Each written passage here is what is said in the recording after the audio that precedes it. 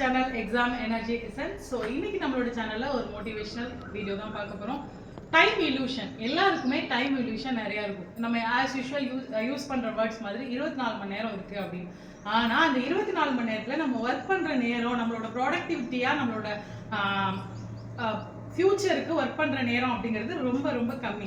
அதே மாதிரி தான் இன்னும் எனக்கு 1 இயர் இருக்குது, 2 இயர் இருக்குது, 3 இயர் இருக்குது அப்படின்னு நம்ம நினைக்கிற எதுவுமே அவ்வளோ இயர் இருக்க போகிறது இல்லை, அவ்வளோ டைம் இருக்க போகிறது இல்லை. இந்த கம்ஃபர்ட்டான டைம் இல்யூஷனுக்குள்ளே எல்லாருமே மாட்டியிருக்கும். ஸோ எனக்கு இவ்வளோ டைம் இருக்குது அப்படிங்கிறத எப்போவுமே கால்குலேட்டட் ரிஸ்க்குன்னு சொல்கிற மாதிரி கால்குலேட்டட் டைமை ரொம்ப கரெக்டாக யூஸ் பண்ணீங்க அப்படின்னா மட்டும்தான் நீங்கள் ஜெயிக்க முடியும்.